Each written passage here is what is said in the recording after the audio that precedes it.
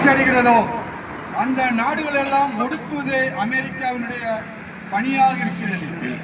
எனவே சில தினங்களுக்கு முன்பு வெனிசுலாவினுடைய அதிபரை நள்ளிரவு நேரத்தில் அவரையும் அவருடைய மனைவியும் கைது செய்து அமெரிக்கா இன்றைய தினம் அமெரிக்க நாட்டினுடைய நீதிமன்றத்தில் அவர்கள் போதைக்கு உதவி செய்தார்கள் என்றும் ஒரு பொய்யான குற்றச்சாட்டில் கைது செய்யப்பட்டிருக்கிறது.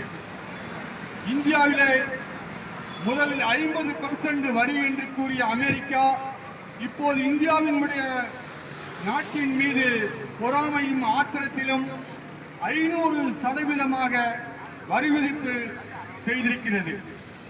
எந்தெந்த நாடுகள் உலகத்திலே முன்னேறி வருகிறதோ அந்த நாடுகளை ஒடுக்குவதும் அடக்குவதும் அமெரிக்காவினுடைய நடைமுறையாக இருந்து வருகிறது. அந்த கொடுஞ்செயலை கண்டித்து இன்றைய தினம் தூத்துக்குடி மாவட்டத்தில் சமூக செயல்பாட்டாளர்கள் கூட்டமைப்பு என்ற ஒரு அமைப்பை ஏற்பாடு செய்து இன்றைய தினம் இந்த மாபெரும் கண்டன ஆர்ப்பாட்டம் நடைபெறுகிறது.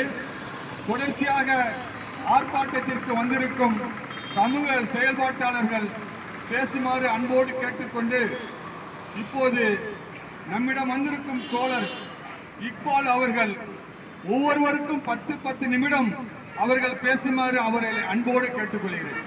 இப்போது திரு தோழர் இக்பால் அவர்கள் பேசுவார்கள்.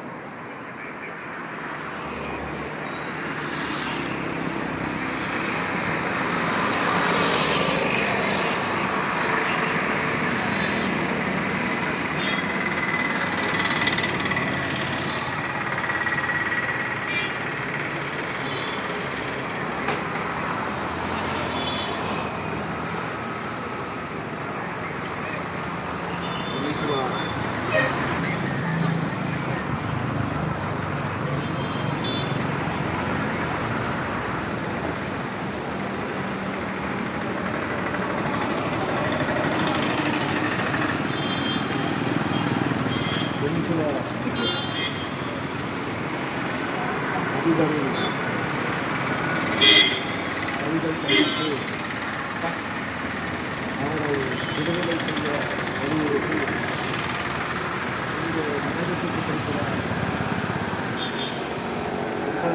ஆர்ப்பாட்டத்தினுடைய தலைவர் சாமு காந்தி அவர்கள் ஏனைய அமைப்புகளின் தோழமை அமைப்புகளின்